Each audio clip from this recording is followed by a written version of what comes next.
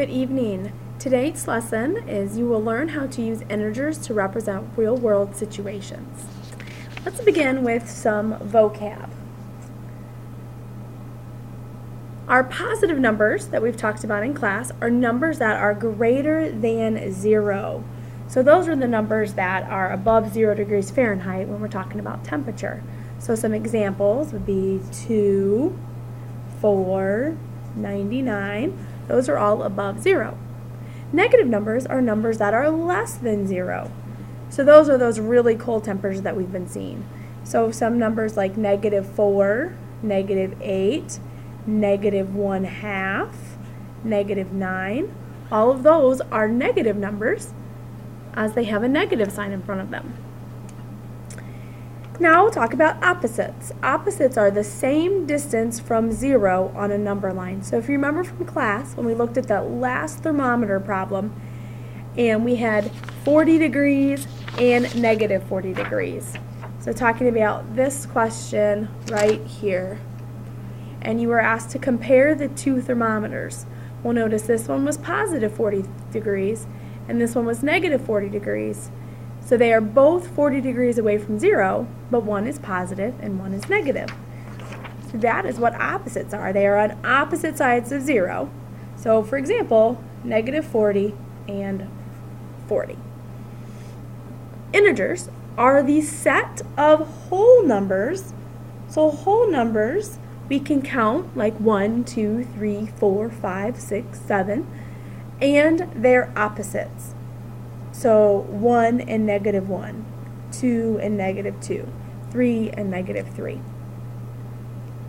Okay, so now let's just label our visual aid. Here's a number line, and we made one of these in class. Pointing to the -4 and the 4, these are opposites of each other. 4 and -4, they are both 4 hops away from 0, but on opposite sides of 0. Okay. This side over here is our positive numbers, and the numbers to the left are our negative numbers.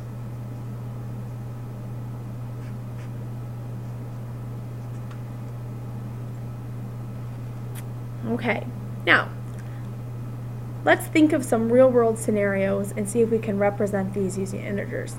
It says, write a positive or negative integer that represents the situation. Well, we talked about several of these in class today.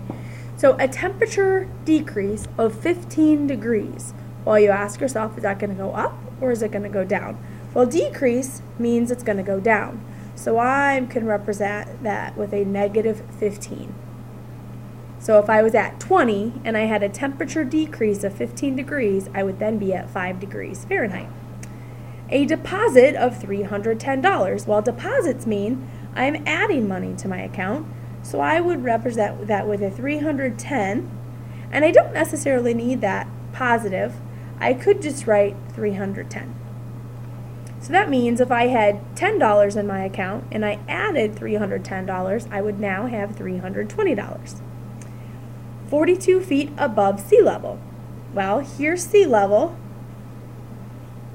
If I go down from there, that's representing negative. If I go up from there, like going up a mountain, that is positive. So 42 feet above sea level would be positive 42, or simply just 42.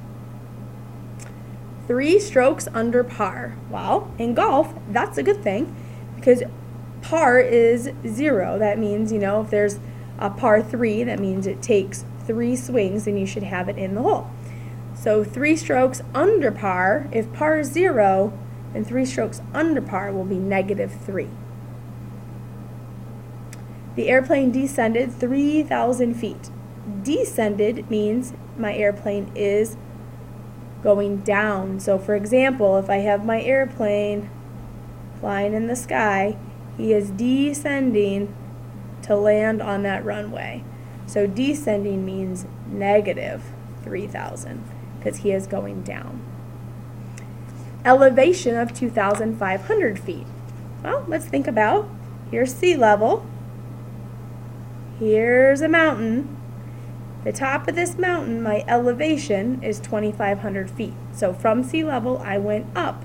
So I would represent that with a positive 2,500 or just simply 2,500. A debt of $150. That is not good to have because that means you owe somebody money. So debt means negative. So I have a negative $150. Take a moment, pause this, answer the on your own questions, and then come back.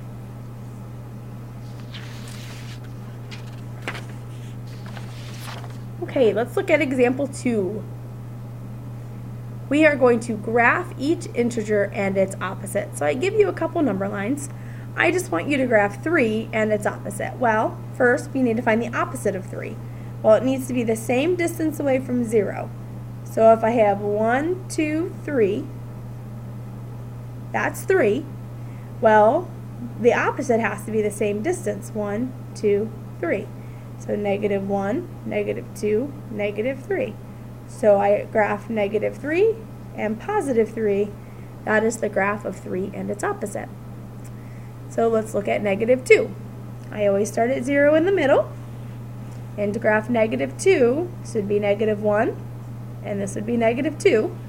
So he is 2 hops away from 0. So I need to make 2 hops away from 0 on the opposite side.